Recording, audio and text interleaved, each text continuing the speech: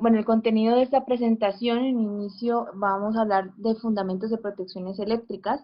También vamos a hablar un poco acerca de criterios de ajuste y coordinación de protecciones de sobrecorriente, criterios de ajuste y coordinación de protección de distancia, y también vamos a realizar un caso de estudio en el plan B10 360. Bueno, para el desarrollo de este webinar vamos a tener aquí al ingeniero Gonzalo Franklin, que se va a presentar a continuación, quien va a llevar a cabo esta presentación.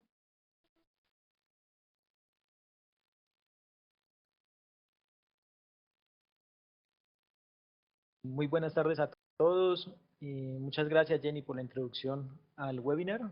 Eh, Primero que todo quisiera que me confirmaran la recepción de audio y si pueden ver mi pantalla, ¿sí? Eh, Básicamente, como bien comentaba Jenny, la idea es generar una charla técnica. El día de hoy, pues primero agradecerle a las personas, a los ingenieros que aceptaron nuestra cordial invitación a la charla técnica del día de hoy para discutir algunos temas de protecciones eléctricas y nuevas tendencias que se vienen dando en el sector. Para aquellas personas que de pronto están teniendo algún inconveniente con el audio, o con el video, les recomiendo eh, actualizar o refrescar periódicamente la ventana del explorador para que pueda mejorar la comunicación de la plataforma, ¿sí? Por otro lado, también eh, para aquellas personas que a lo largo de la charla tengan alguna duda o consulta o alguna pregunta, las pueden colocar en la casilla del chat y al final de la charla estaremos atendiendo los comentarios y preguntas que le vayan surgiendo. Entonces, ya sin más, mi nombre es Gonzalo Franklin, soy ingeniero de ventas y soporte técnico de Hertz, ¿sí? Llevo más o menos trabajando alrededor de 2 años en la compañía, ¿sí? Y mi know-how eh, se enfoca más que todo, mis áreas de interés o mis áreas afines son más que todo el tema de protección, control y medición de sistemas de potencia. ¿Listo? Como bien le comentaba Jenny, a continuación les voy a presentar un poquito del contenido de lo que vamos a hablar hoy. Primero, para hablar de protecciones eléctricas, tenemos que retomar o mirar ciertos aspectos principales en el tema de fallas eléctricas en sistemas de potencia. Entonces, vamos a hablar algunos temas muy puntuales de lo que es una falla eléctrica en un sistema de potencia. ¿Sí?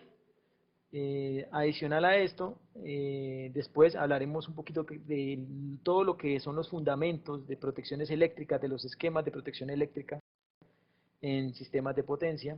¿Sí? Vamos a hablar de los principales criterios de ajuste y coordinación de protección de sobrecorriente, principales criterios de protección y ajuste de la función de distancia, ¿sí? Y al final, pues miraremos un caso de estudio en el plan 360 versión 10, ¿sí? En el plan versión 10 o 360, ¿listo? Eh, Adicional a esto que pues les estoy comentando, si las personas que de todas maneras por alguna u otra razón no alcancen a tener recepción de audio y video, no se preocupen, este webinar está siendo grabado y en los siguientes días estaremos compartiendo con ustedes las memorias y la grabación del webinar, pues para que no se pierdan la información que pues aquí estamos compartiendo. Bueno, arrancando un poco, quisiera hablar pues, de cuáles son las principales fallas, causas de fallas en sistemas eléctricos de potencia, ¿sí? Pues, ¿qué ocasiona un cortocircuito en un sistema eléctrico convencional? ¿Sí? Básicamente las principales causas de fallas y averías en sistemas eléctricos o, digamos, malos comportamientos se deben a efectos externos como descargas atmosféricas, vientos fuertes, lluvias, tormentas, ¿sí? Condiciones climáticas adversas. También se debe a altos índices de contaminación y desgaste en los aisladores, ¿sí?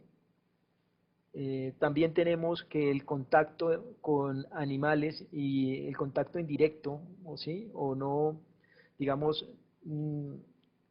no premeditado de animales y humanos con las redes eléctricas también genera fallas, errores humanos, malas maniobras, de pronto cuando no hay una coordinación adecuada entre las cuadrillas, ¿sí?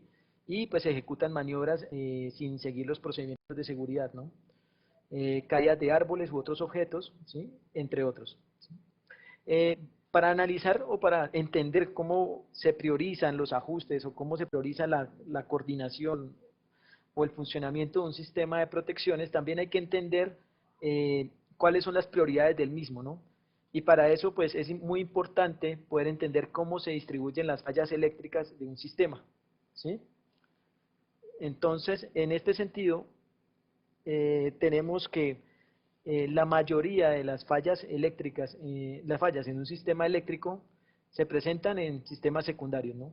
En sistemas de protección, control y medida, pues debido a que pues eh, es un sistema, son sistemas bastante modulares, ¿sí? Que tienen bastantes instrumentos, como ustedes van a ver más adelante, en las siguientes slides que les vamos a compartir, ¿sí? Y pues entre más modular sea un sistema, pues más punto de fallas tiene, ¿no? Entonces, eso pues digamos es un efecto, ¿sí? Otro aspecto es las líneas de transmisión, ¿no? Pues las líneas de transmisión al cubrir una larga distancia, ¿cierto?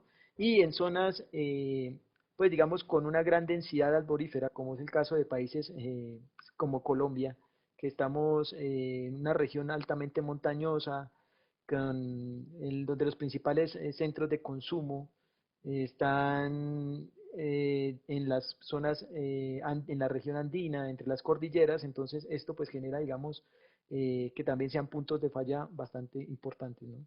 Cables, equipos de generación y equipos de transformación son los que siguen, ¿no? Entonces, pues esto es importante tenerlo en cuenta, ¿no? Más del 75% de las fallas son en líneas y cables. Menos del 15% ocurren en transformadores de potencia y reactores de derivación. Más de un 3% se pueden asociar a condensadores series o en derivación. Y pues ya cuando analizamos en alta tensión, se puede decir una distribución típica puede ser como la que estoy mostrando a continuación, donde la mayoría, casi más del 70% son fallas muy básicas causadas principalmente pues por descargas atmosféricas. Tenemos que un 22% de las fallas ocurridas en sistemas de 115, 230 y 500 kilovolts son fallas bifásicas, muy comunes en zonas contaminadas, pues zonas con alto índice de contaminación, ¿no? Y las fallas trifásicas aparecen en un 6%, ¿no? El- Se dice que para niveles de extra alta tensión, cuando estamos hablando de 500 kV, pues las fallas trifásicas son casi que inexistentes, ¿no? Pues por la alta distancia que hay entre cada una de las fases. Eh, A continuación están viendo los tiempos de operación. Bueno, ¿por qué es importante este slide? ¿O qué nos quiere mostrar este slide? ¿Sí? Básicamente lo que nos quiere mostrar es cómo van operando cada uno de los elementos del sistema ante la ocurrencia de una falla en una línea, puede ser, o en un circuito. ¿Sí? Tenemos desde el tiempo de actuación del relé, ¿sí? Que hoy, digamos, con la tecnología de microprocesadores, ¿sí? Con el alto desarrollo que se ha tenido en circuitos integrados y en desarrollo de tarjetas electrónicas, pues cada vez los relés son más rápidos, ¿no? Y toman decisiones de una manera más, sin necesidad de recurrir a tanto tiempo, ¿no? Después ya tenemos lo que son los tiempos de actuación del relé, ¿sí? Donde ya se acierta un disparo, cuando ya el relé no solamente actúa la lógica, sino también actúa todas las digamos, comprobaciones que hace el relé antes de acertar un bit de disparo, ¿sí? Después tenemos los tiempos de apertura y los tiempos de extinción de arco, ¿sí? Para poder llegar hasta el tiempo total de interrupción pues, de un dispositivo, un equipo primario, ¿no? Cuando ya el interruptor en patio, pues extingue el arco a través de la apertura de sus contactos, ¿sí? Todo, pues digamos, acá tenemos un ciclo, los siguientes ciclos para cuando estamos hablando de sistemas de recierre, ¿sí? Pero pues esto, digamos, sí es algo bastante interesante, ¿no? Eh, la corriente de falla, ¿cómo se comporta la corriente de falla a lo largo de este ciclo o a lo largo del tiempo, ¿no? Tenemos que la corriente de falla, como ya muchos sabrán, se compone es la corriente resultante de falla en un sistema eléctrico, pues no es más que es el resultado de la suma de dos componentes, una componente de régimen simétrico y una componente de régimen asimétrico, ¿sí? La componente de régimen simétrico, pues es la componente sinusoidal, ¿sí? Que tiene, pues, es de amplitud fija, y la componente asimétrica, que es la que genera esta envolvente decreciente, ¿sí? Es lo que nosotros conocemos como la componente en DC, ¿no? O en corriente continua, ¿no? Que básicamente pues es una función exponencial, ¿no? Entonces, a medida que va pasando el tiempo, va perdiendo su magnitud. Es por eso que los mayores o el mayor impacto de una corriente de falla se da siempre en los primeros ciclos de la falla. Siempre, pues digamos, en los primeros ciclos de la falla es donde vamos a tener la corriente, la mayor magnitud de corriente que va a detectar el relé, ¿cierto? Eh, También eh, tenemos, digamos, entonces, a partir de esto se van a definir ciertos valores de la corriente, o ciertos, digamos, la corriente de cortocircuito va a tener ciertos nombres a lo largo del tiempo, ¿no? Cuando estamos hablando de el primer ciclo, el primer medio ciclo, se conoce como la corriente I sub cap 2', bueno, o corriente subtransitoria, ¿sí? Que se conoce comúnmente tanto para la norma IS como para la norma ANSI, que la norma ANSI la nombra como la corriente de medio ciclo, ¿sí? Este pues es el valor, digamos, pico de la corriente de la mitad, justamente pues en la primera mitad del ciclo, ¿no? Estamos hablando de los 8.33 milisegundos, ¿no? Después de ocurrida la falla. Aquí se asume que vamos a tener el mayor máximo, el mayor valor instantáneo de la corriente, ¿no? Entonces este es con el valor con el que los relés electrónicos o los relés numéricos pues aciertan, ¿no? Aciertan sus algoritmos. Después vamos a tener la corriente de 5 ciclos, que es esta I sub B. Esta I sub B pues es la corriente que ya ve el interruptor, y para esto pues me voy a devolver, ¿sí? El interruptor a la hora de extinguir el arco, ¿sí? Estamos hablando que pues, los interruptores comúnmente hoy en día tienen tiempos de interrupción de arco entre 50 y 70, 80 milisegundos, ¿sí? Entonces, pues digamos, esta es digamos la corriente que vería, esta es la magnitud de corriente que vería el interruptor a la hora de abrir sus contactos y de extinguir el arco eléctrico. Tenemos otras valores de corrientes, como el ISUP, que es un valor, digamos, corregido para poder garantizar, digamos, que el interruptor no se vaya a fundir a la hora o que pues el breaker o que los equipos no se vayan a fundir a la hora de interrumpir también la corriente, ¿no? Entonces, pues este valor es como más para el aislamiento propio del equipo de interrupción, ¿sí? Porque pues es el valor, de todas maneras, por él también va a pasar esta corriente, ¿no? Esta corriente, recordemos que él interrumpe el paso de la corriente en este punto, pero esta corriente pues de todas maneras va a pasar a través del dispositivo de interrupción, por lo tanto su aislamiento tiene que estar seleccionado de alguna manera que pueda soportar esa magnitud de corriente. ¿Listo? Esto es un poco resume un poco lo que les he venido comentando, ahorita arrancando desde esta pequeña, digamos, resumen o reseña de lo que son las corrientes de cortocircuito, ¿sí? A lo largo del tiempo, como pues tienen diferentes nombres, ¿no? Empezamos desde la subtransitoria, la transitoria, la I sub P, la I sub B, ¿cierto? ¿Sí? Y tenemos pues cada una, digamos, cada magnitud de corriente pues tiene su propia aplicación en temas de diseño y seleccionamiento de equipos.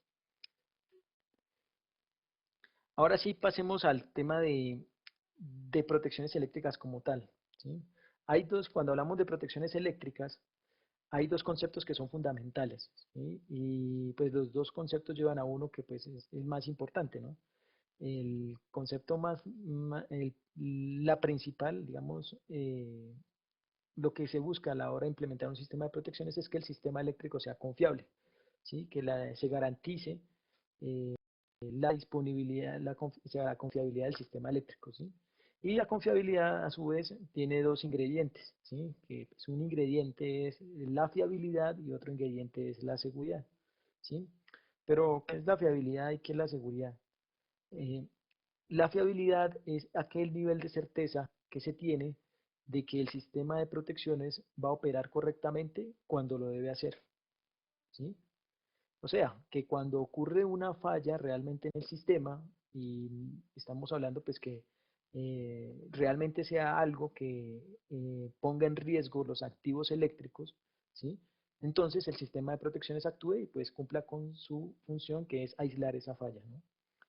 De la igual manera, la seguridad nos habla que la seguridad es aquel nivel de certeza que tenemos que el sistema de protecciones o el esquema de protección no va a actuar cuando no debe hacerlo, ¿sí? A veces es un poco complejo entender el concepto, pero cuando se ahonda un poco más en temas de protecciones, es más fácil asimilarlo, ¿sí? Pues un caso muy conocido es el tema de las oscilaciones de potencia, ¿sí?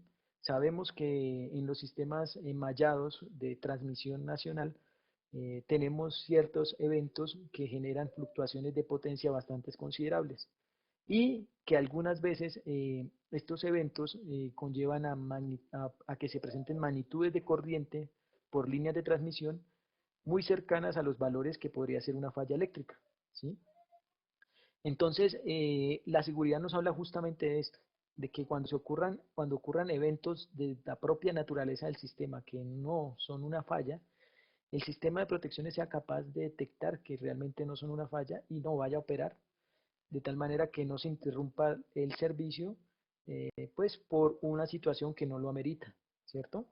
Entonces, esto es seguridad, ¿sí? Es como para tenerlo un poquito más claro, ¿sí? Y fiabilidad. Fiabilidad es aquella certeza que tenemos de que cuando realmente es una falla lo que está ocurriendo en el sistema, la podamos aislar con el sistema de protecciones, ¿sí?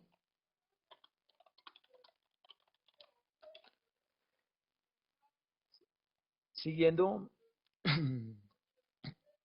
siguiendo con otros conceptos que también hacen parte de lo que es los requerimientos de un sistema de protecciones, hoy en día, los sistemas de protección tienen que ser selectivos, eh, tienen que ser rápidos, tienen que ser sensibles y tienen que ser estables, ¿sí? No un esquema de protecciones no debe cumplir con todos, ¿sí?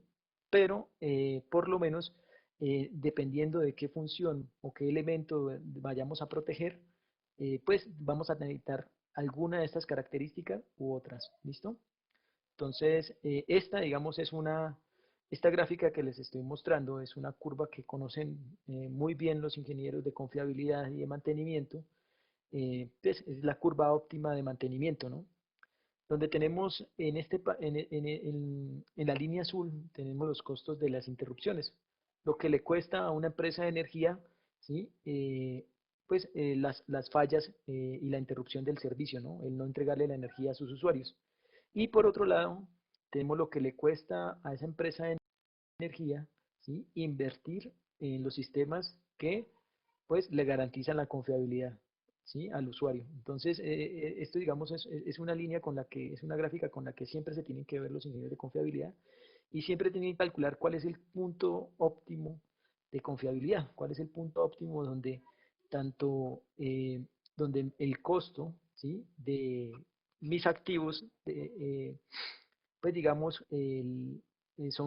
son económicamente rentables ante los costos o pues, adheridos, ¿sí? Ocasionados por no entregar la energía al usuario, ¿sí? ¿Y esto por qué lo muestro? Esto lo muestro porque a lo largo ustedes se van a dar cuenta que no es lo mismo un sistema de protecciones de distribución a un sistema de protecciones de transmisión. Los niveles de energía que se entregan en distribución son menores que los que se manejan en transmisión. En transmisión manejamos unos paquetes de energía gigantes, ¿sí? Es por eso que esta curva para las empresas de transmisión se mueve mucho más hacia la derecha que para las empresas de distribución.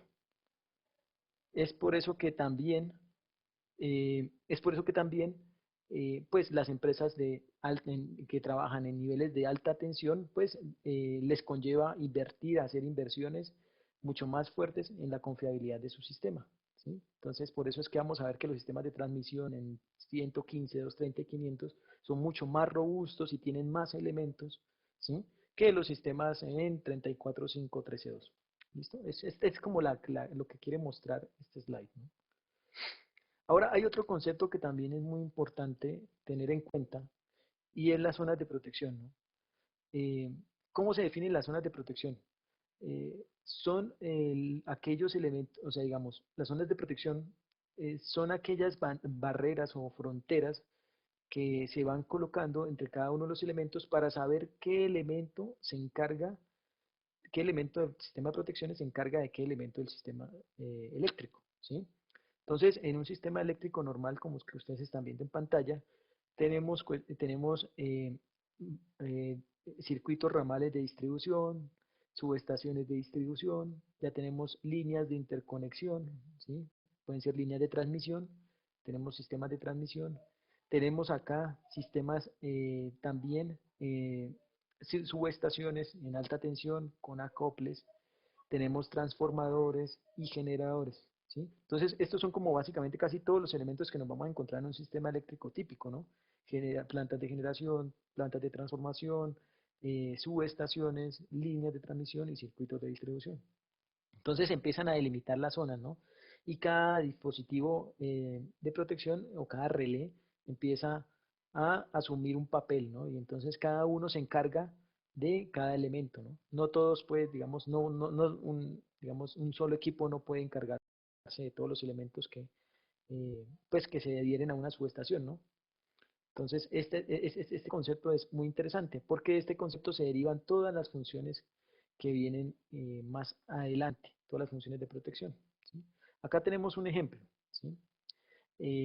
Digamos, es un ejemplo de un sistema eléctrico típico, ¿sí? Donde tenemos unas plantas de generación, puede ser también un equivalente, una red nacional, un sistema eléctrico, ¿sí? Interconectado, ¿sí? Y entonces empezamos a mirar, ¿no? ¿Qué sucede cuando hay una falla en este elemento? Que estamos hablando de una línea de interconexión, ¿sí? Lo más lógico es que los elementos de protección que se encargan de despejar o aislar esa falla, pues son los adyacentes al elemento fallado. En este caso estamos hablando del elemento 5 y del elemento 6, ¿no? Y pues vamos a ver. Entonces ahí ya tenemos nuestra zona de protección. Estos, tanto el elemento 5 como el elemento 6 son los encargados de aislar esa falla que está ocurriendo en esa línea. El breaker 6 opera y abre, ¿sí? Pero tenemos que el breaker 5 falla. Este interruptor, no abre y la falla sigue siendo alimentada por estos dos circuitos, por el circuito que viene de la barra A y el circuito que viene de la barra B, ¿sí? Entonces, ¿qué nos dice, digamos, la zona de protección? La zona de protección nos dice, no, mira, hay que tener elementos de respaldo, ¿sí? Si el breaker 5 no opera, el breaker 1 y el breaker 3 son los que tienen que brindar el respaldo. ¿Por qué? Porque son los asociados a las fuentes, a la fuente de energía que está alimentando esa falla, ¿no? Recuerden que una falla eléctrica no es más que una fuga de corriente, ¿no? Hacia la Tierra o entre las fases, ¿no? A través de elementos de muy baja impedancia, ¿sí? Entonces es como cuando ustedes tienen un tubo con agua y lo pinchan y pues tienen una fuga de líquido, ¿sí? Hacia el exterior, pues lo mismo ocurre, es una falla eléctrica, ¿no? Esto no deja de ser fluido de cargas eléctricas a través de un elemento conductor, ¿sí? Eso es la corriente. Entonces, eso es lo que tenemos. ¿Y qué tenemos que hacer? Pues aislar ese flujo de corriente. ¿Y cómo se hace? Pues a través de los elementos adyacentes o de respaldo, ¿sí?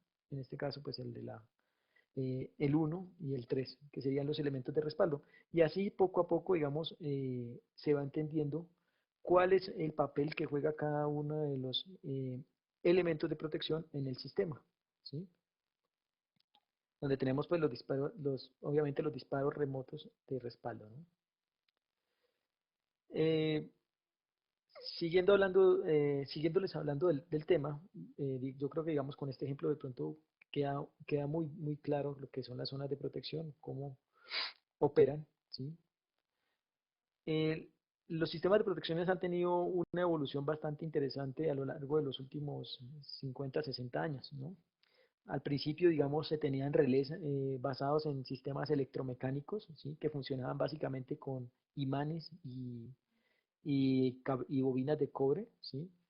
Eh, y pues estos relés, digamos, en algunas subestaciones todavía muy antiguas en países, sobre todo de Europa Oriental, ¿sí? Todavía aún se pueden encontrar este tipo de dispositivos en algunas subestaciones, pues por cuestiones de miedo eh, a las nuevas tecnologías, ¿no? Eh, pues de resistencia al cambio que se podría llamar, ¿sí? Estos relés electromecánicos funcionaron muy bien, eran muy confiables, ¿sí? Y pues básicamente funcionaban a través de la interacción de campos electromagnéticos, ¿sí? Dado por bobinas y imanes, ¿no? Era lo que los hacía funcionar. Después siguieron los relés electrónicos analógicos, ¿sí? Que funcionaban a base de tubos de vacío y de gas, ¿sí? Y utilizaban transistores, pues de los transistores, ¿de dónde sale la tecnología análoga, electrónica análoga? Básicamente el elemento que cambia todo es el transistor, ¿no? Al descubrir el transistor, pues empiezan a trabajarse, a mezclarse tanto la tecnología análoga como con la tecnología electrónica y pues se empiezan a dar estos relés, ¿no? Que todavía aún también se pueden encontrar en algunas subestaciones de Colombia y en Latinoamérica. Y después llega el microprocesador, ¿no? Que el microprocesador es un hito completo, digamos, en todo el cambio tecnológico que ha habido en los últimos 30 años, ¿sí? Y el microprocesador lo cambia todo. ¿Por qué? Porque el microprocesador presenta recursos de operación mucho más abundantes de lo que puede hacer un transistor, ¿sí?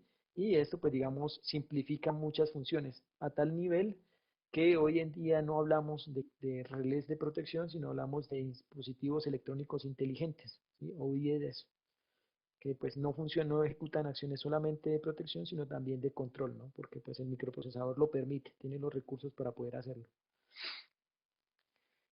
Y como les venía diciendo, pues a raíz, digamos, de todos los tipos, digamos, de fallas que pueden, pues digamos, de los tipos de fallas y de las maneras que podemos proteger un sistema, se crean lo que son las funciones de protección, ¿no? Tenemos desde las funciones de sobrecorriente, ¿sí? Las funciones de sobretensión y subtensión, tenemos la protección direccional, ¿sí? Que pues nos sirve para sistemas enmallados o con múltiples alimentaciones, ¿sí? O bidireccionales. Tenemos la protección de impedancia, más conocida como protección de distancia, ¿sí? Las protecciones diferenciales y la protección de frecuencia, ¿no? De sobrefrecuencia o de subfrecuencia, ¿sí? En el tema de este esquema de protección hay que tener algo claro, ¿no? Y es de todos estos elementos de protección, eh, todas estas funciones se derivan en dos clasificaciones, ¿sí? Y la clasificación es básicamente cuáles son las funciones de protección relativas y cuáles son las funciones de protección absolutas, ¿sí? Eh, en ese sentido, se definen como funciones de protección eh, absolutas aquellas funciones de protección que se pueden parametrizar o ajustar solamente conociendo los parámetros del elemento a proteger, ¿sí? Eh, ¿Cuáles son? Entonces acá pues, de pronto me voy a volver un poco en la presentación para dar algunos ejemplos acá en este slide. Un ejemplo de una función de protección absoluta son las funciones de protección diferenciales, ¿sí? Las funciones de protección diferenciales son funciones que para su parametrización, ojo bien, pues es importante resaltar, ¿no? Para su parametrización, no quiere decir que para evaluarlas o para verificar su comportamiento, no. Solo para parametrizar y configurar estas funciones de protección, simplemente necesitamos conocer el elemento que se va a proteger. Entonces, si es una función de protección de transformador, diferencial de transformador, pues solamente necesitamos saber los datos de placa del transformador. De generador, digamos, necesitamos saber los datos placa del generador, ¿sí? O los datos de fabricación. Igualmente, las características eléctricas de la línea, ¿sí? de transmisión, si estamos hablando de eh, una función diferencial de línea, ¿sí? O una función diferencial de barra, ¿sí? Una función diferencial de barra, pues también lo único que necesitamos es conocer las características de los elementos que se conectan a esta barra, ¿sí? Entonces, eso es importante para tener en cuenta a la hora de diferenciar eh, a la hora de diferenciar, digamos, las funciones de protección. ¿Cuáles son absolutas y cuáles son relativas? Estas son las absolutas, las que dependen solamente de los datos o la información del elemento que voy a proteger, ¿sí? Y las relativas son las que para su parametrización y para su funcionamiento requieren eh, información del comportamiento del sistema, ¿sí? Y que dependen de cómo se comporta el sistema ante una falla en el elemento a proteger para ser parametrizadas. Un ejemplo de estas funciones son la función de protección de sobrecorriente y la función de protección de distancia. Estamos hablando de la 50, la 51, la 67, ¿sí? Y la 21. Estas se podrían denominar como funciones de protección relativas, ¿sí? ¿Por qué? Porque dependen del comportamiento del sistema ante la ocurrencia de una falla para que operen de manera, o para garantizar que sus ajustes operen de manera adecuada, ¿sí? Entonces, son aquellas que nos requieren una coordinación, ¿sí? Entonces son las que nos requieren realizar un estudio de coordinación de protecciones eléctricas, ¿sí? Eh, um, Elementos de un sistema de protección, ¿sí? Justamente algo que también es importante resaltar es que a veces nos quedamos simplemente como con el relé o el IED, ¿sí? El dispositivo electrónico inteligente o el relé, como el único elemento responsable de que el sistema opere, el sistema de protecciones opere de manera adecuada o inadecuada, ¿sí? Y no tenemos en cuenta de que hay otros actores en el proceso que también garantizan la adecuada operación de todo el sistema completo, ¿no? ¿Sí? No solamente es echarle la culpa al relé, que el relé no operó bien, o que el relé está mal ajustado, o que el relé, los ajustes no son los adecuados, sino también hay que mirar cómo se comporta todo el sistema completo de protecciones, que está conformado por qué, por los dispositivos de medida, ¿sí? Como los transformadores de corriente y transformadores de tensión, que son aquellos que llevan las señales de corriente y de tensión de valores primarios. Estamos hablando de un sistema en 34.5, no sé, 34.5 kilovolts a 110 volts, que es lo que recibe, es la tensión que recibe el relé, ¿sí? Si estamos hablando de corrientes, no sé, de 1000 amperios a valores de corrientes de 5 amperios, que son los valores que reciben un relé, ¿sí? Entonces, son esos elementos que pues, sirven para poder realizar la instrumentación, ¿sí? Elementos de instrumentación que sirven para poder llevar las señales adecuadas con las que va a trabajar el relé, ¿sí? Adicional a eso, pues tenemos otros elementos secundarios como la alimentación en corriente continua del relé, pues porque el relé es un dispositivo eléctrico que también funciona con energía y pues también requiere una alimentación. El canal de comunicaciones, que en canal de comunicaciones con los demás dispositivos de control de la subestación pues sea confiable. La alimentación de ese canal de comunicaciones.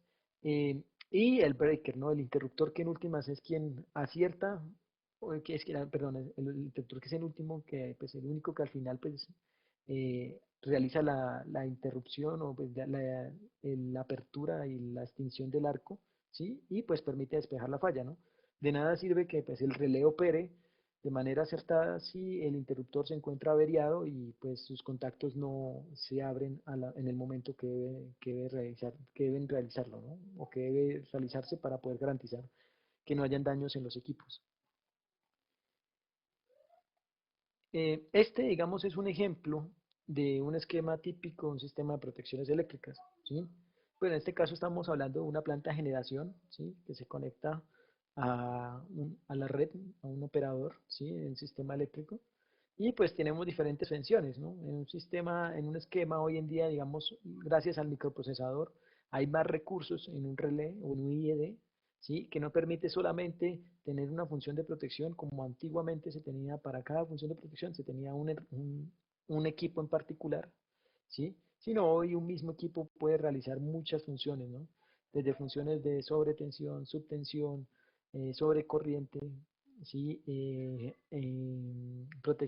Frecuencia, direccionamiento, etcétera, ¿no? Entonces, todo, digamos, hoy en día un dispositivo está en la capacidad de poder, si se le entregan las señales adecuadas, poder tener varias acciones en el sistema, ¿no? Desde remover fallas, ¿sí? O aislar fallas, desde prevenir condiciones de daño, ¿sí? Eh, Desde también cuando tenemos doble alimentación o también condiciones de protección de anti-isla, esto es para sistemas de generación distribuido, ¿sí?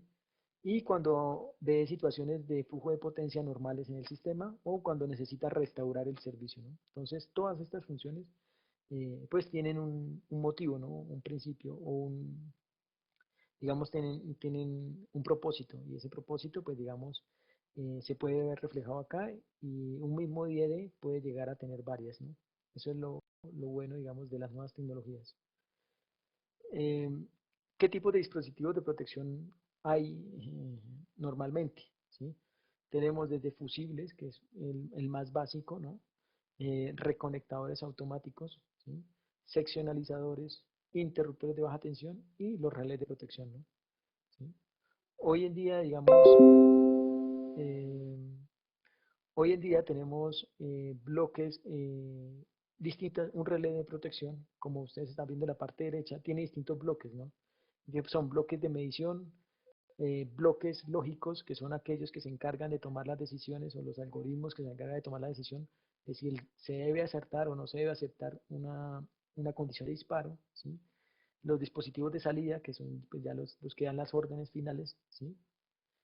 Y los organismos de señalización y las fuentes, digamos, de corriente, ¿no? Entonces todo, digamos, todo hace parte de, digamos, un relé. Hoy en día tiene básicamente estos principales bloques, ¿no? Que lo componen.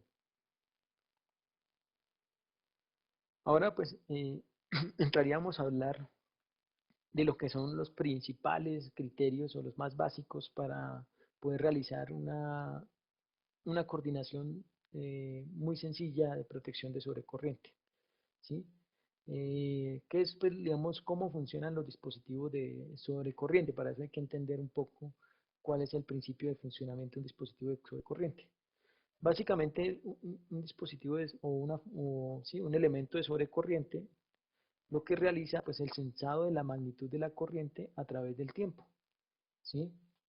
Y este dispositivo, ¿sí? Lo que hace es que a medida que tenemos, digamos, a medida que él va sensando el valor de la magnitud de una corriente hasta un tiempo determinado, pues acierta un disparo. ¿Y cómo lo hace? Básicamente lo hace a través de una curva inversa, tiempo-corriente, ¿sí? ¿Y por qué una curva inversa tiempo-corriente? Pues básicamente es por un efecto, es esto que están viendo ustedes en la pantalla, digamos cuando tenemos un circuito eléctrico, ¿sí? El valor de la magnitud de la corriente el valor de la magnitud de la corriente depende en gran parte, ¿sí? Del punto en el cual ocurrió la falla, ¿sí? ¿Por qué? Porque si la falla ocurre más cerca del dispositivo de protección, esta falla tiene menor valor de impedancia, hay un menor valor de impedancia en el circuito, por lo tanto esta corriente tiene una mayor magnitud y pues eh, al tener una mayor magnitud, pues es lógico que el dispositivo tenga que actuar de una manera más rápida, ¿sí? De igual manera, ¿sí? Al tener, de igual manera, al tener digamos, cuando tenemos circuitos y la falla ocurre al otro extremo, cerca del otro extremo del circuito, ¿sí? Ya tenemos un valor de impedancia bastante alto, que hace que el dispositivo de protección eh, mm, asociado a la barrada, ¿sí? vea pues un valor de magnitud de corriente mucho menor. Por lo tanto, se va a tomar su tiempo para poder actuar. ¿Y por qué? Porque si estamos hablando de sistemas de distribución, vamos a tener cargas a lo largo del circuito, cargas distribuidas a lo largo del circuito, ¿no? Y pues no es lo mismo que la falla ocurra enfrente del relé a que ocurra sin, 1, 2 o 3 kilómetros después, ¿no? Entonces, eso, digamos, ese, digamos, es como el principio por el cual se utiliza una característica tiempo corriente en dispositivos de función de protección de sobrecorriente, ¿sí? Esto, digamos, lo explica muy bien este gráfico, ¿sí? Donde tenemos un dispositivo local y tenemos una falla que ocurre, ¿no? En un sistema típico de distribución, ¿sí? Lo más lógico es que este dispositivo, el dispositivo 1, ¿sí? Opere de manera rápida, ¿no? Y pues por eso estamos viendo en esta curva tiempo corriente, bueno, acá falta, de pronto acá falta colocar corriente, ¿sí? Déjenme a ver si puedo de pronto acá mostrar un poquito. Ujú, listo. Es por eso que pues este dispositivo, tenemos un dispositivo, eh, este dispositivo 1, ¿sí? Y tenemos acá el tiempo de operación, ¿no? Tenemos una magnitud de la corriente, una corriente de falla, que es esta que aparece acá, ¿sí? Esta corriente de falla, y vamos a tener un tiempo de actuación del dispositivo, ¿cierto? Que es este acá, está acá, ¿sí? Eh, lo más lógico es que a la hora de garantizar la operación selectiva de las protecciones, ¿sí? Pues tengamos un dispositivo de respaldo, ¿sí? Aguas abajo, aguas arriba del que debería actuar, ¿no? En caso de que este, por X o Y motivo, no actúe, ¿sí? Se encuentra averiado, pues el dispositivo atrás tiene que cumplir la función de respaldo. Entonces aquí tenemos, para esta misma corriente, tenemos como tiempo después, el dispositivo de respaldo actuaría, ¿no? En un tiempo T', ¿sí? Esto que ustedes están viendo, esta diferencia entre la actuación del T1 y el T2, este delta de tiempo, ¿sí? Es lo que se conoce como margen de coordinación, ¿sí? Que, pues, digamos, la literatura aconseja que se manejen márgenes de coordinación entre 200 a 500 milisegundos, ¿sí? Ahora, ¿por qué 200 a 500 milisegundos? ¿Sí? Porque en la realidad, en la vida real, estos dispositivos realmente no funcionan como se ve aquí en la gráfica, como líneas, ¿sí? Sino realmente tienen unos errores en su actuación, ¿sí? Entonces funcionan como bandas, ¿sí? Tenemos unas bandas de error, ¿sí? Que si sumamos la banda de error del dispositivo 1 con la banda de error del dispositivo 2, para poder garantizar que uno no actúe antes que el otro, tenemos que darle cierta distancia en tiempo, ¿sí? Cierto espacio en tiempo.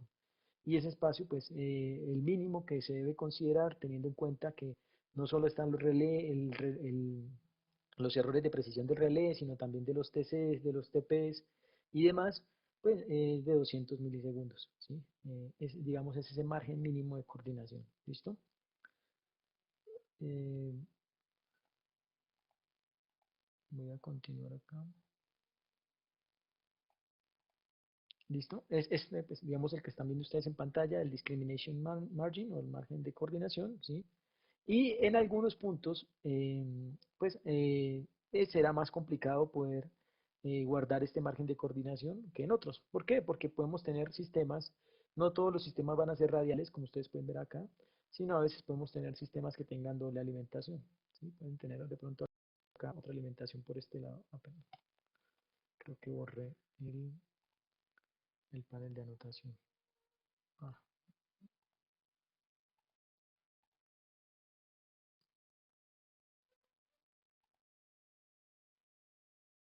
sí,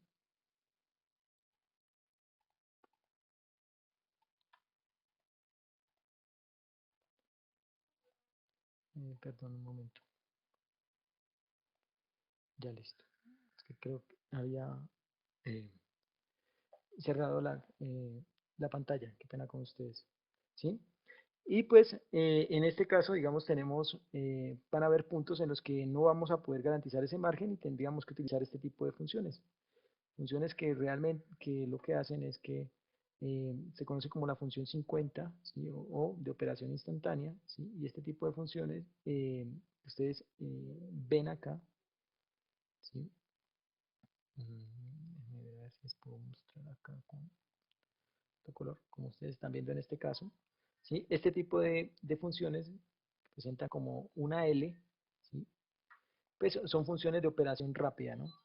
Y se utilizan para aquellos puntos en los cuales no podemos garantizar esos 200 milisegundos y entonces lo que hacemos es que garantizamos una operación rápida del elemento. ¿Listo? Acá continuando, entonces vamos a tener distintas características de curvas inversas de tiempo y corriente, ¿sí? Tenemos desde las curvas normales, ¿sí? La curva inversa, ¿sí? Tenemos la curva inversa con la unidad de tiempo instantáneo, ¿sí? Que después de un punto límite, de un valor máximo de corriente de falla, lo que queremos es que realmente garantizar que el equipo vaya a operar y pues recortamos la curva hasta llegar al valor más mínimo de tiempo que nos dé la sensibilidad del relé y con eso garantizamos que para ese valor de falla el relé pues debe operar o acertar el disparo, ¿no? Esta es la curva definida por tiempo, ¿sí? Y este sería el tiempo, la corriente límite, ¿no? El valor de corriente límite, ¿sí? A garantizar, ¿no? Acá también, digamos, también la podemos mover, podemos dar de pronto a veces un margen de espacio, ¿sí? Decirle al relé, no, mira, espérese tanto tiempo para poder operar, ¿sí?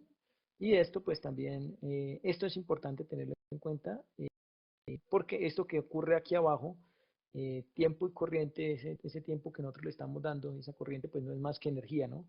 ¿Sí? Y al cuadrado por t, ¿no? Entonces esto es energía y que pues digamos también estamos ahí almacenando pues, de una falla, ¿no? ¿Cómo se definen las curvas de tiempo inverso o de sobrecorriente? Pues básicamente hay unas tablas y hay unas constantes y una fórmula normalizada. La fórmula estándar a nivel mundial para poder definirlas es esta que están viendo en pantalla, ¿sí? Y esta fórmula varía, o la curva, mejor dicho, la que varía, dependiendo de qué, de las constantes que se utilicen en esta fórmula. Entonces hay diferentes constantes. Hay constantes para normas IEEE ANSI, norma americana, y norma IEC, norma europea, ¿sí? Eh, entonces, digamos, ¿por qué? Digamos, se tienen dos normas distintas, básicamente porque hay fabricantes de equipos de protecciones, tanto americanos como fabricantes de equipos de protecciones, tanto europeos, ¿no? Entonces cada uno, digamos, cada fabricante pues escoge, digamos, o sugiere sus curvas de protección de acuerdo, digamos, a sus propias constantes, ¿no? Y a los equipos pues, a sus estándares de fabricación, ¿no? Eh, ¿qué hay que tener en consideración, digamos, a la hora de coordinar o a la hora de seleccionar qué curva vamos a utilizar? Hay diferentes fenómenos que hay que tener en cuenta, ¿sí? Como, ¿qué tipo de fenómenos? Como fenómenos transitorios que se ocasionan o que ocurren debido a la energización de elementos ferromagnéticos. Es más conocido como el fenómeno Inrush, ¿sí? Cada vez que hay una energización rápida de un elemento o que se permite el paso de corriente de manera rápida por un elemento ferromagnético, pues ocurre el elemento es susceptible a que ocurra un efecto inrush, ¿sí? O digamos un efecto de saturación, ¿no? Pues eso ya habría que ahondarlo, digamos, en otro concepto para poder entenderlo, pero pues es importante tener en cuenta que este efecto lo que hace, digamos, es que un valor incremental de corriente, ¿sí? De manera transitoria, que no es una falla. Entonces, ahí es donde hablamos de la seguridad del sistema de protecciones, que el sistema de protecciones tiene que estar en la capacidad o el ajuste que yo propongo tiene que estar en la capacidad para que el sistema no vaya a operar ante un fenómeno como estos, que no es una falla, simplemente es un fenómeno normal de un transformador o un motor eléctrico, ¿sí? A la hora de que se energiza, ¿no? Entonces tenemos fenómenos tanto en transformadores como en motores. Y en motores es lo que nosotros conocemos como la corriente de arranque, ¿no? Que pues lo que menos queremos es que cuando vamos a arrancar una bomba o un motor, pues que se disparen los dispositivos y que no me dejen pues arrancar pues, la máquina, ¿no? Entonces pues para eso pues se tiene que tener en cuenta esas características, ¿no? Transitorias, ¿sí? Para poder seleccionar el tiempo adecuado y la curva adecuada para la función de protección de sobrecorriente, ¿sí? ¿Qué otros valores, qué otras cuestiones hay que tener en cuenta? Bueno, y aquí hay que ser bastante, digamos, eh, tener esto bastante presente, y es que la función de sobrecorriente no tiene también sus limitaciones, ¿sí? ¿Qué limitaciones tiene? Pues que cuando estamos hablando de circuitos muy extensos, ¿sí? Cuando estamos hablando de circuitos muy extensos y sobre todo en niveles de tensión bastante altos, ¿sí? La función de protección de corriente es bastante limitada, ¿sí? ¿Por qué? Porque por las mismas características de tensión y de corriente que manejan estos circuitos, no es capaz de cubrir una gran cantidad de impedancia, ¿sí? Entonces se ve limitada. Puede llegar puntos donde ocurran fallas de, con algún valor de resistencia de arco o de impedancia de falla después de algunos kilómetros, y que pues la función de sobrecorriente simplemente no las vea. ¿Por qué? Porque son corrientes que cuando llegan al valor, al relé, pues digamos ya han perdido tanta magnitud que debido a la impedancia misma del circuito, que pues el relé las toma simplemente como corrientes de carga, ¿sí? Entonces, eso también hay que tener en cuenta, que eso pues, se conoce como la sensibilidad del relé de protección de sobrecorriente. ¿Qué tan sensible es el relé ante ocurrencia de fallas en puntos lejanos, ¿no? Del circuito, ¿sí? Cuando esto ocurre, pues digamos es necesario redundar el esquema con otras funciones de protección, ¿sí? ¿Como qué tipo de función de protección? Estamos hablando, en ese caso, por ejemplo, la protección de la función de protección basada en medición de impedancia o en impedancias, que es la función distancia, ¿no? ¿Sí? O también, pues, recurrir a funciones diferenciales, protecciones absolutas, ¿sí? Eso, pues, digamos, eso, digamos, es lo que hace que, digamos, que para la protección de un elemento no nos quede, pues, no sea suficiente simplemente con funciones básicas como sobrecorriente, sino que tengamos que adherir más funciones al esquema para poder garantizar la confiabilidad. Y pues justamente esto nos lleva a la protección de distancia, ¿no? Que es justamente pues, lo que le venía comentando, que es aquella función, digamos, basada en impedancia que se utiliza cuando la sensibilidad de la función de protección sobre corriente no es suficiente, ¿no? Entonces, ¿cómo funciona la protección de distancia o protección basada en impedancia, que también se conoce? Esta función, este elemento funciona básicamente como un ojo, ¿sí? Un ojo hacia de la impedancia, ¿sí? Entonces, él lo que hace es que él no solamente sensa la corriente, sino también la tensión, ¿sí? Al momento de la ocurrencia de una falla, ¿sí? Y entonces este elemento, a partir de la tensión sensada y la corriente sensada, en el momento de- de que se detecta la ocurrencia de una falla, él hace el cálculo de la impedancia, ¿sí? Y se genera, y el ingeniero de protecciones, pues, le genera unos ajustes predeterminados de impedancia, de zona de impedancia, de zona de operación, ¿sí? Entonces, este relé lo que hace es que contrasta el valor ajustado por el ingeniero con el valor medido de la falla, de la impedancia de falla. Y si la impedancia se encuentra dentro de la región parametrizada, pues acierta el disparo, y si se encuentra por fuera, pues simplemente no lo acierta, ¿no? Entonces, este es como el principio básico de cómo funciona una función basada en impedancia, ¿no?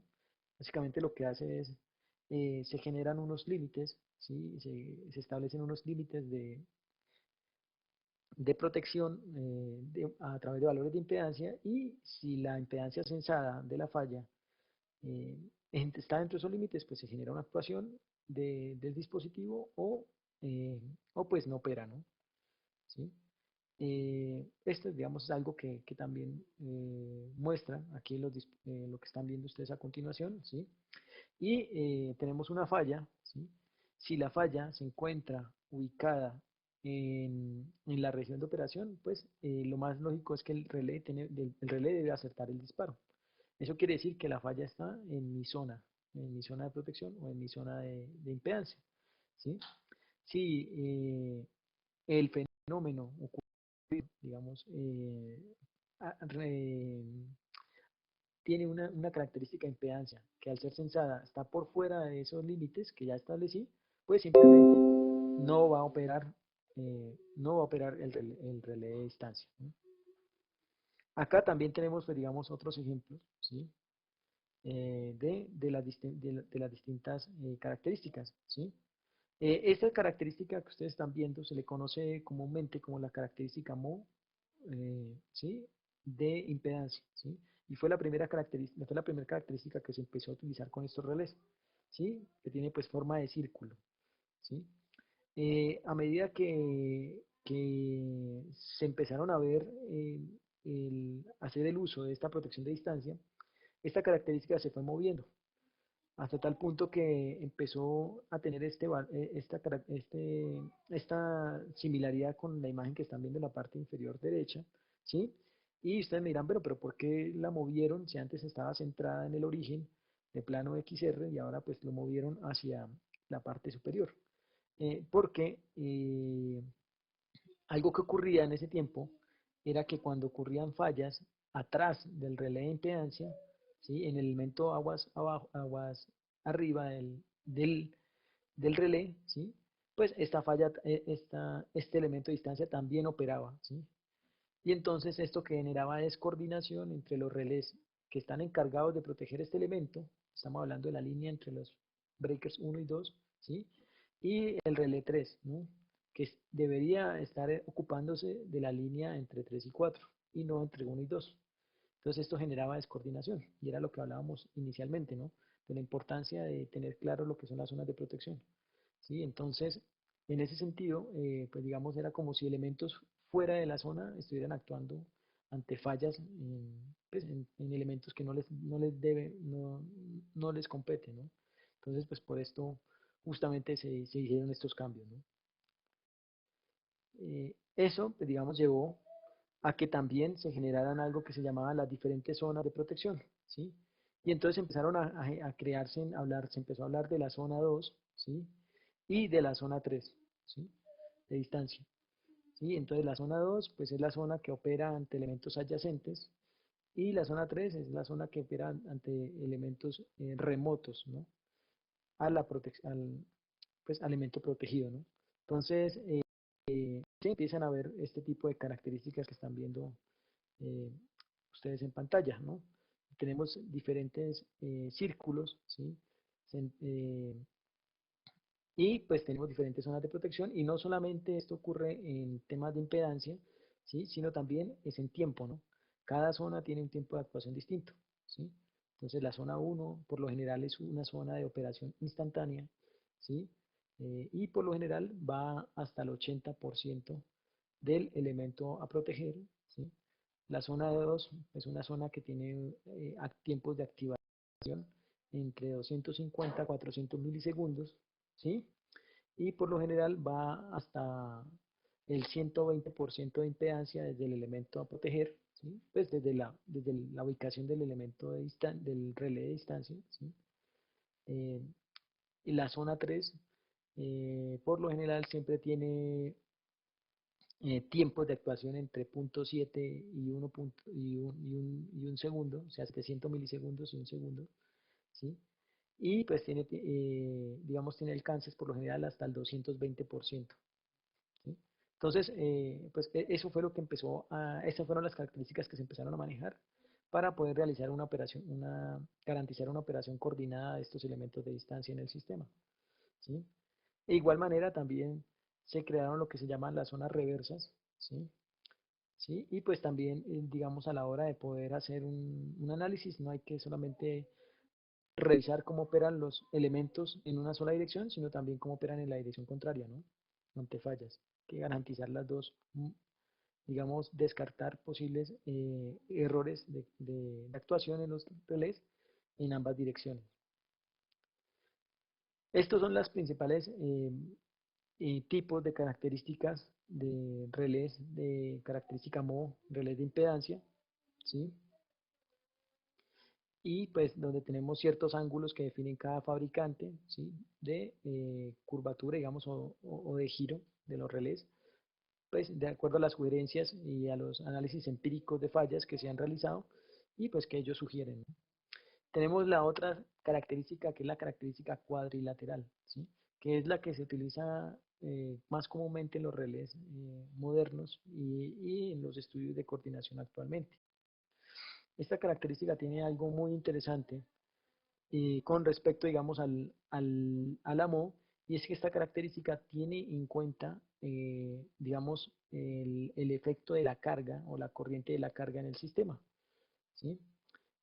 Cuando tenemos, a ver si lo tenemos acá más adelante, creo que no lo tengo, pero se los puedo dibujar por acá rápidamente, ¿sí?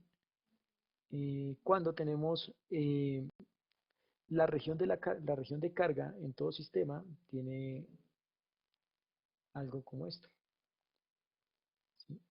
En este punto, esta región que ustedes están viendo es por donde generalmente se mueve la corriente de carga en un plano XR, ¿sí?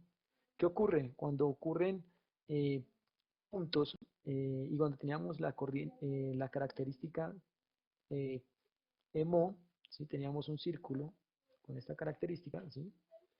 Y en algunos puntos, en algunas ocasiones, se podían llegar a presentar sobrecargas en el sistema, ¿sí? Que no eran fallas, pero que podían tocar esta región de acá.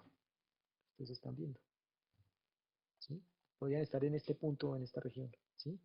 Y las características MO eh, veían esas sobrecargas como fallas en el sistema y operaban, ¿sí?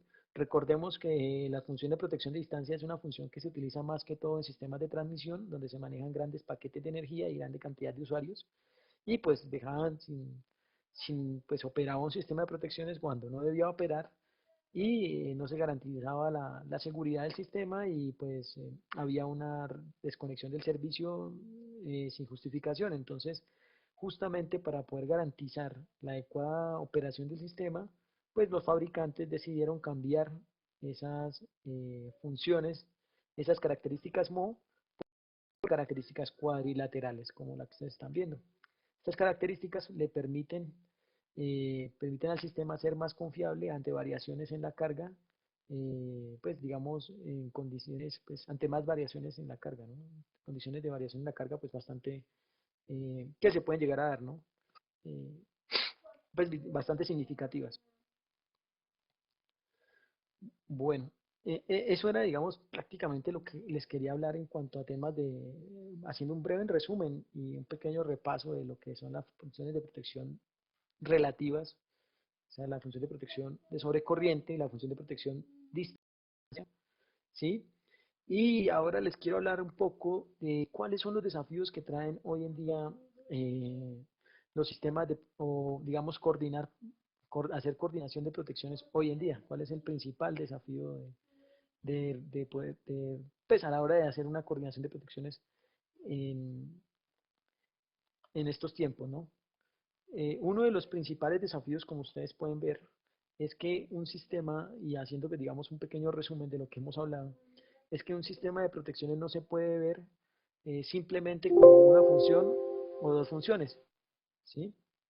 Un sistema de protecciones tiene que verse como un todo, ¿sí? Tiene que verse como un esquema completo, ¿sí? Donde no solamente tenemos que tener en cuenta cómo opera la función de sobrecorriente, o cómo opera la función de distancia, sino cómo operan todos los dispositivos, todas las funciones que tiene el relé programados, ¿sí? Y algo que a veces a los ingenieros que nos dedicamos a hacer estudios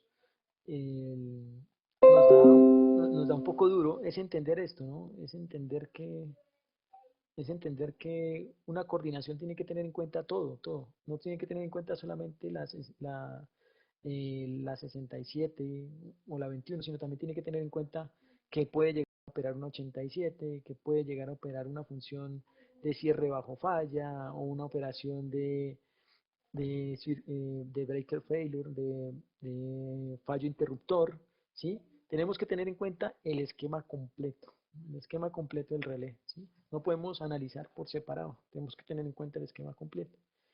Y pues básicamente alguna herramienta que se alinea muy a esto, a esta necesidad de hoy en día, es Neplan 360 a través de ese módulo de gestión de sistemas de protecciones, ¿sí? Digamos, pues como ustedes ya conocen, de Plan 360 es una aplicación, digamos, que ambientada netamente en Industria 4.0, ¿no? Que es una aplicación que no solamente sirve para hacer lo que ya venía haciendo, que era simulación de sistemas de potencia, sino que hoy en día es una aplicación que ha llevado el concepto a otro nivel, ¿sí? Basado en sistema, pues en Industria 4.0, ¿sí? Donde no solamente se puede hablar de simulación, sino también se puede hablar de temas como trabajo colaborativo, que es muy importante hoy en día, ¿sí? Que tanto el ingeniero de protecciones pueda manejar la misma base de datos que el ingeniero de planeamiento, que el ingeniero de control, ¿sí? Y que todos los organismos, cada uno que está encargado en una empresa de analizar el sistema, eh, pueda hacerlo sin necesidad de tener que guardar un archivo en una carpeta, ¿sí? Entonces, Neplan en su versión 10.360 ya es una herramienta que permite esto justamente. Permite cosas como el trabajo colaborativo, permite como la consolidación de información, ¿sí? O digamos, es una herramienta para hacer una gestión de la información mucho más avanzada, ¿sí? Estamos hablando que podemos tener una administración, una gestión sobre los ajustes de los dispositivos de protección, ¿sí? Saber quién fue el último usuario en realizar el cambio de ajustes en un relé, ¿sí? O en un IED, ¿sí? O sea, poder llevar el control, ¿sí? Y todo eso, ¿por qué? Porque pues, trabaja sobre un sistema centralizado de información, ¿sí? Al poder ser una herramienta basada en la web, ¿no? Ser una web-based tool, pues digamos eso le facilita tener, digamos, todo lo que es la información en una base de datos consolidada, ¿sí? Y accesible a todos los usuarios, ¿sí? Digamos, las aplicaciones son las que están viendo en pantalla, desde importar y exportar ajustes, desde generar reportes, desde poder hacer una gestión de los dispositivos de protección, hacer cálculos automáticos de ajuste, ¿sí? Restringir usuarios, ¿sí? Y pues gestionar el modelamiento de la red, el modelamiento de la red, ¿no? ¿Qué beneficios? Pues digamos, los beneficios son que hoy en día un problema que tienen bastante frecuente las industrias y las utilities es la necesidad de estar periódicamente, tener que actualizar sus estudios de coordinación de protecciones, dado que no tienen una claridad sobre qué criterios se tomaron o quién fue el último, digamos, responsable del cambio de un ajuste en un relé, ¿sí?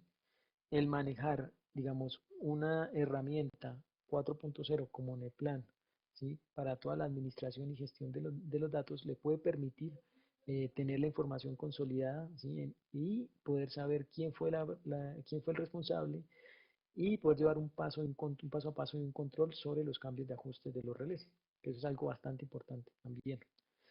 Otra aplicación que también es muy interesante es la de poder importar y exportar archivos Comtrade, registros oscilográficos de fallas, ¿sí? Poder tener la facilidad de hacer una administración de estos archivos de las fallas, poder también tener algoritmos, digamos, automáticos de análisis de causa de esas fallas, ¿sí? Sin tener la necesidad, digamos, de analizar una a una, sino poder correr distintas fallas y poder analizar la causa de los eventos. manejar una gran capacidad de librerías, mayor información, ya no estamos limitados por la capacidad de procesamiento y de almacenamiento de información de dispositivos de escritorio, ¿sí? Sino ya estamos hablando de capacidad de procesamiento y almacenamiento de servidores web, ¿no? Entonces, que pues son mucho mayor, entonces podemos manejar un volumen de datos mucho más grande, ¿sí? Y con unos tiempos de desempeño y de procesamiento mucho mayores, ¿no? Entonces eso es algo que es también bastante interesante. Esto es, digamos, una gráfica que resume en gran parte lo que les he venido hablando en estos últimos minutos, y es ver cómo una herramienta basada en servicios web, ¿sí? Facilita muchísimo la interacción con las bases de datos centralizadas de los sistemas de control y protecciones en las empresas, ¿sí? Como un ingeniero hoy en día, desde un dispositivo móvil, ya sea laptop, tablet o su celular, ¿sí? Puede fácilmente acceder a una base de datos donde tiene toda la información centralizada, consolidada y donde tiene todo, digamos, donde tiene toda la gestión del sistema y fácilmente puede revisar en tiempo real cuál fue el último ajuste o cuál fue la última versión de ajuste de un relé, ¿sí? En campo, ¿sí? O desde su casa también, en caso, pues digamos, en tiempos como los que estamos viviendo de pandemias, ¿sí? Pues también es muy útil este tipo de herramientas, ¿no? De poder desde la casa, de poder acceder con las credenciales y con todos los protocolos de cybersecurity, eh, digamos, necesarios, poder acceder a información en tiempo real del sistema, ¿no? Entonces, esto es algo que es bastante interesante, ¿sí? Eh,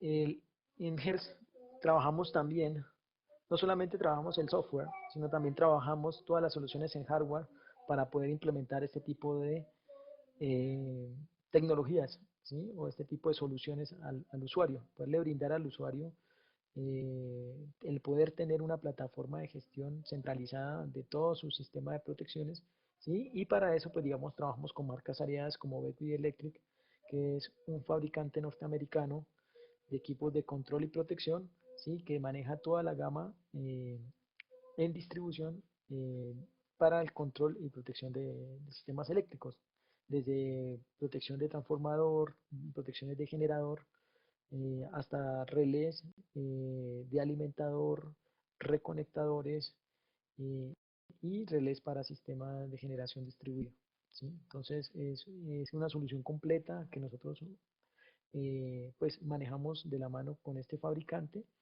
y pues estamos dispuestos pues a facilitar información a los ingenieros que se encuentren pues interesados.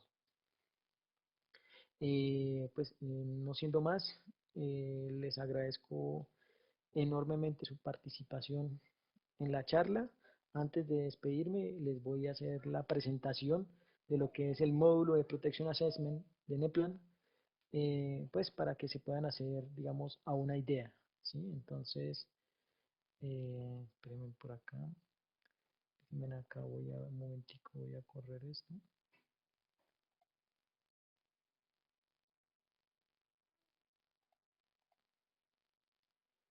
Permítanme un momento. eh,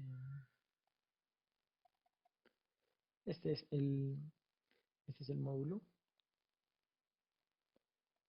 Y digamos, el módulo de... Acá tenemos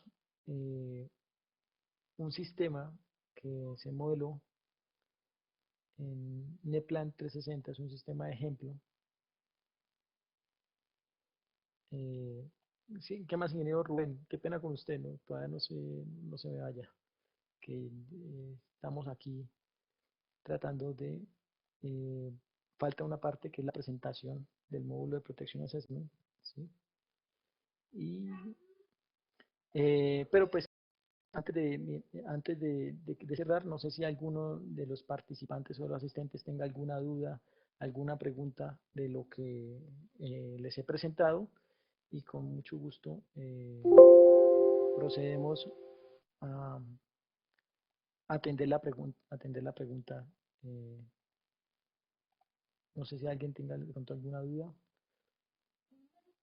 que tenga de lo que hemos venido hablando, ¿sí? Y a las personas de pronto que no tuvieron acceso, digamos, al audio o o al video, pues decirles que este video se estará subiendo a la plataforma de YouTube y pues está disponible para todos ustedes en los próximos días, ¿sí?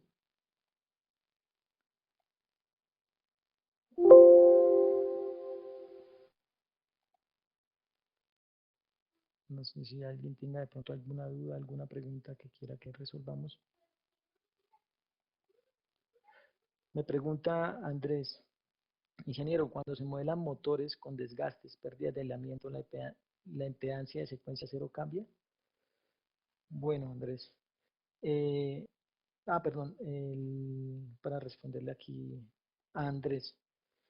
Algo importante a tener en cuenta es que la impedancia de secuencia cero en motores depende básicamente de los devanados, o sea, de los devanados del neutro del motor, ¿sí? Cuando estamos hablando que el motor tiene una conexión tiene una conexión en Y, cuenta con devanados en neutro, o en caso de que sea un motor que cuente con una conexión en delta, pero tenga un circuito de referencia al neutro, pues sería la impedancia de secuencia cero, sería la asociada a ese circuito, ¿sí?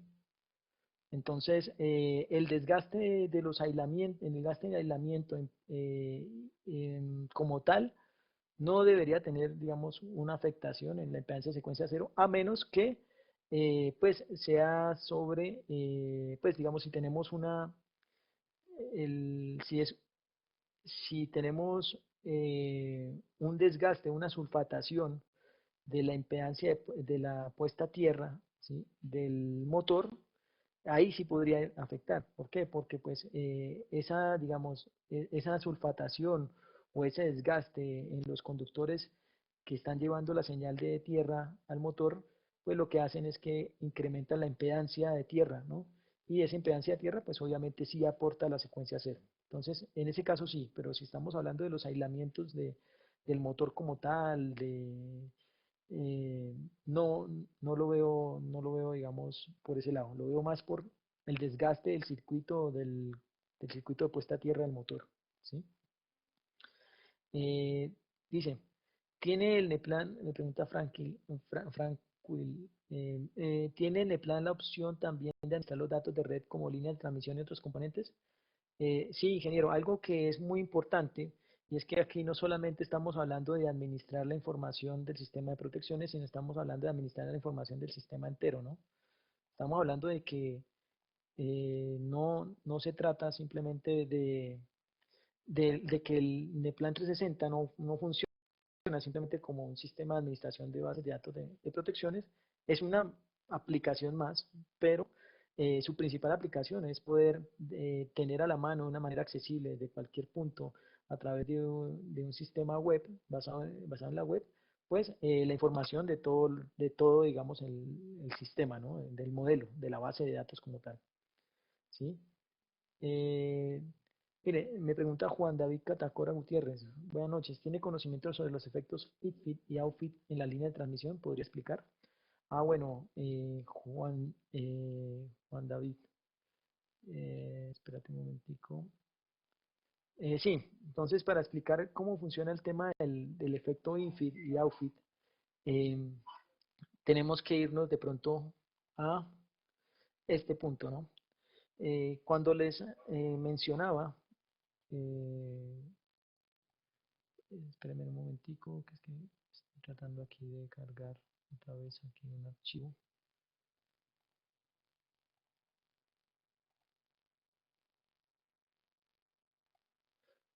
Cuando les mencionaba que el efecto, cuando les hablaba de que la protección de impedancia o la protección de distancia, ¿sí? Lo que es como unos ojos, ¿no? Es unos ojos y ella lo que hace es censar la impedancia, censar tanto la tensión como la corriente y a partir de eso pues hace un cálculo de impedancia, ¿no? ¿sí? ¿Qué sucede? Que cuando ocurren maniobras en la red, ¿sí? La red, digamos, cuando tenemos una red mallada, ¿sí? Donde tenemos varias alimentaciones, varios circuitos conectados en un sistema mallado, puede ocurrir que esa impedancia vista por el relé de distancia vaya a cambiar, ¿sí? ¿Por qué? Pues porque se adiciona o se agregan elementos que aportan al cortocircuito, ¿sí? Entonces, el efecto infit y el efecto outfit es justamente eso. Es qué sucede cuando en un sistema mallado, ¿sí? Estamos hablando no como este, sino ya un sistema que tiene pues, múltiples, digamos, direccionamientos, tiene múltiples circuitos, ¿sí? Nosotros parametrizamos este relé, digamos el relé 1, ¿sí? Para que opere en una topología, con una topología, ¿no? Y resulta que ya sea por una falla o por una maniobra en el sistema, hay un cambio de esa topología y ese cambio pues genera que nos cambie no solamente nos va a cambiar la corriente de cortocircuito, sino también nos va a cambiar la impedancia vista por el relé, porque el relé ya no va a ver hacia adelante el mismo sistema que estaba viendo antes de la maniobra o de la falla, ¿sí? Está viendo otro sistema, ¿sí? Entonces, al ver otro sistema, pues, recuerden que el relé de impedancia funciona casi como unos ojos, está viendo otra cosa distinta. Entonces, al ver otra cosa distinta, puede que esta zona ya no sea la adecuada para operar, ¿sí? Y ante una falla en su mismo elemento a proteger, puede que él opere en una zona o no opere, ¿sí? Entonces, el efecto outfit es justamente eso, ¿no? Y pues para eso los ingenieros, pues para responderle aquí al ingeniero Juan David Catacora Gutiérrez, los ingenieros encargados de hacer los estudios de coordinación de protecciones antes de parametrizar una función de distancia, realizan eso, ¿no?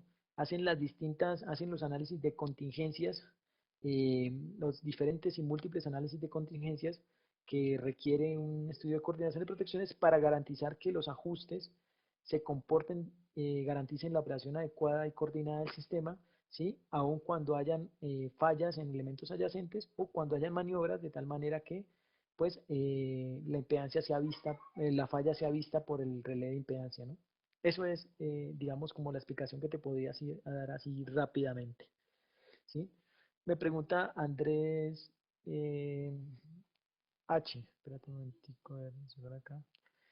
Ingeniero, ¿por qué tengo unos motores que tienen 20 años de funcionamiento eh, y la eficiencia ha bajado? Entonces, al momento de hacer la simulación de cortocircuito, la impedancia de secuencia directa es diferente a la que me especificó el fabricante en vez de... sí, claro. Sí, sí, tiene total razón. Ya si cuando hablamos de 20 años, sí es verdad que ante un desgaste de 20 años de uso, pues un elemento puede llegar a tener variación, pero no es algo significativo. Puede ser que ya no se garanticen los valores de impedancia que el fabricante dio a la hora de entregar el equipo, pero pues yo esperaría que, o lo que pensaría es que la diferencia no sea significativa en cuanto a los valores de secuencia cero, ¿no? ¿Sí?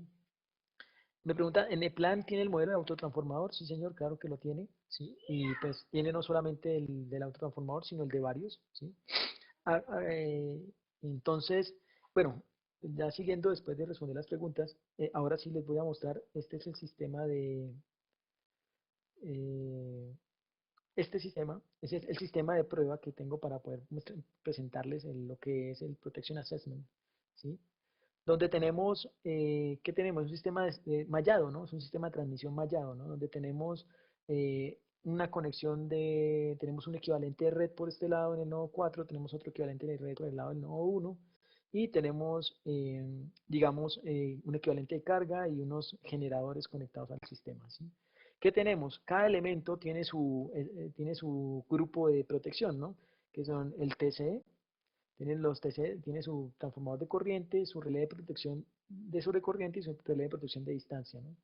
Algo que era lo que yo les quería mostrar, que es algo muy interesante, es ver cómo eh, los software convencionales no están en la capacidad de Bueno, me perdona acá la latencia, pero pues es que el internet aquí en la casa, aquí en mi casa no está muy bien, pero bueno. Eh, pero pues el cálculo se realizó exitosamente. Acá estamos viendo lo que ocurre cuando hay un cortocircuito, ¿sí? En el plan. Y vemos que algo que es bastante interesante de el plan es que él me muestra no solamente la actuación de los dispositivos de sobrecorriente, sino todo el esquema completo, ¿sí? Él me muestra, eh, él me muestra cómo actúan tanto los elementos de sobrecorriente como los elementos de distancia, ¿sí?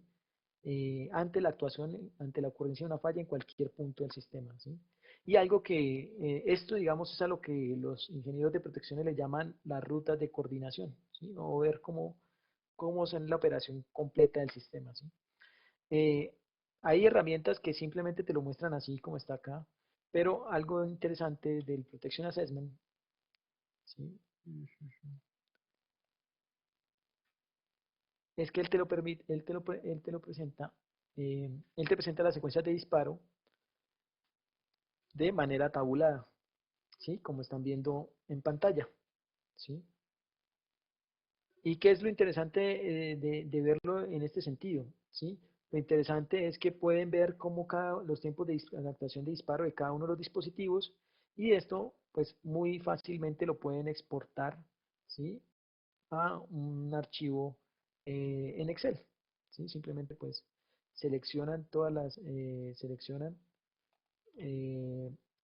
toda la tabla y pueden simplemente exportar el archivo, ¿sí? Esto es fácilmente exportable, se maneja un ambiente Office pues bastante sencillo, ¿sí?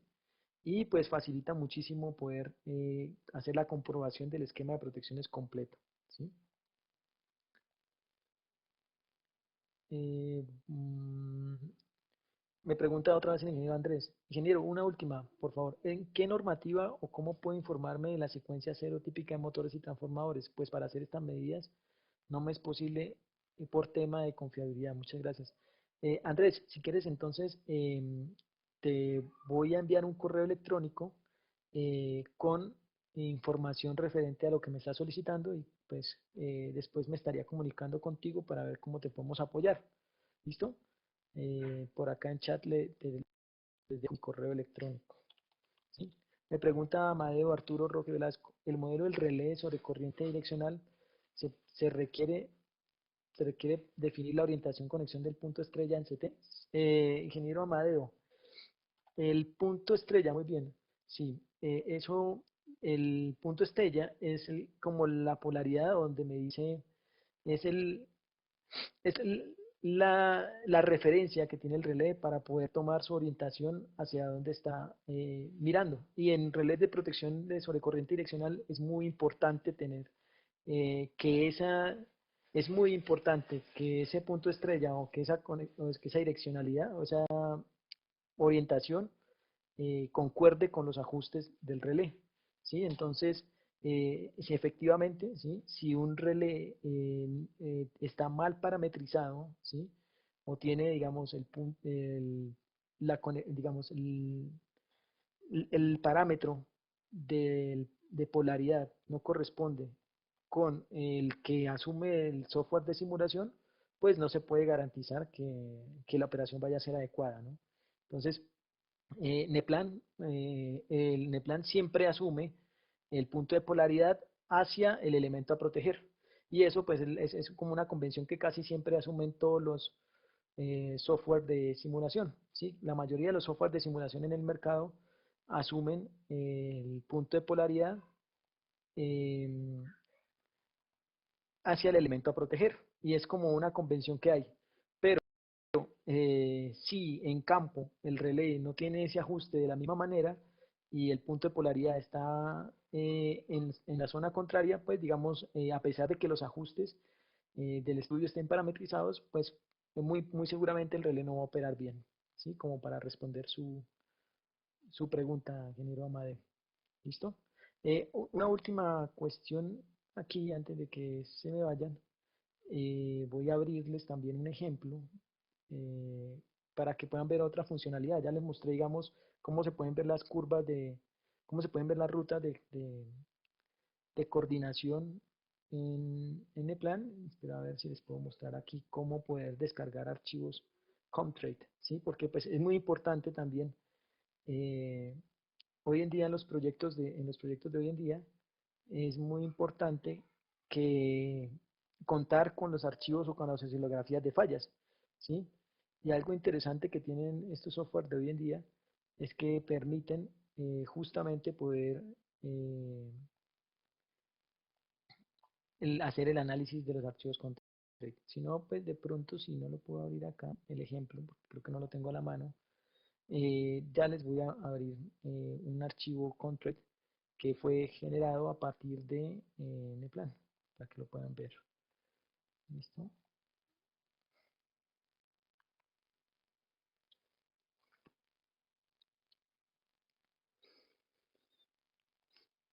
En el mercado ustedes van a encontrar distintos software para visualización de registros oscilográficos. Yo utilizo este que les estoy mostrando a continuación. ¿Sí? Entonces, perdón, esto me lo voy a llevar.